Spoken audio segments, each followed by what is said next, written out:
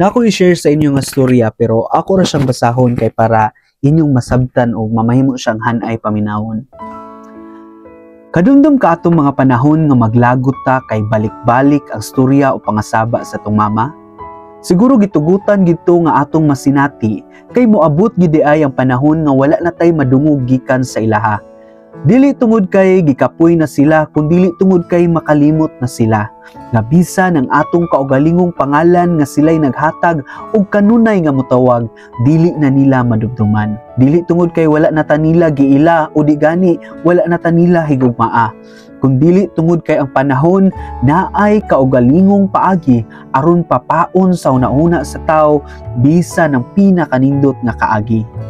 Nga ang susamang mga kamot nga nagakos sa ato tong mga bata pata sa panahon nga kita mahadlok o maghilak. Kay karon kung atong gunitan magkurog na pud sa kahadlok kay dili na sigurado kung kinsa ta nga naggunit sa ilaha. Sila tong babae nga nagbitbit sa atong kasakit ug nagtago sa ilang kaugalingong kapait. Sila tong babae nga nagsakripisyo pagmata sa gabii aron bantayan ta kung naatay balatian. Maong sila pud tong nagtuo sa ato sa mga panahon nga wala nay motuo sa atoa. Apan karon daghan na kaayog na bag-o.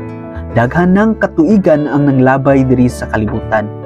Hinay na ang iyang paglakaw, hinay na ang iyang pandungog. Usahay balik-balik na ang iyang storya.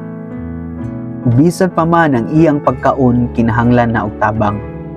Maong mintras makadungog pa kag storya gikan sa iyaha, gaksa siya, paminawa siya ug ubani siya. Kay moabot ang panahon nga maglingkod ka sa usa ka dapit ug maghandom nga unta naapay higayon ug makauna-una ka nga grabe makabungol sa dalunggan ang imong kamingaw sa iyaha ug mas grabe makabungol ang imong paghigugma nga buot nimong isyagit ug ipadungog sa iyaha apan dili na siya makapaminaw kay wala na siya.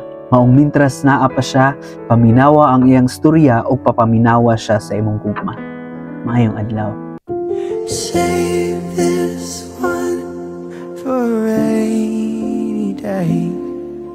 Save this one if you need to feel okay.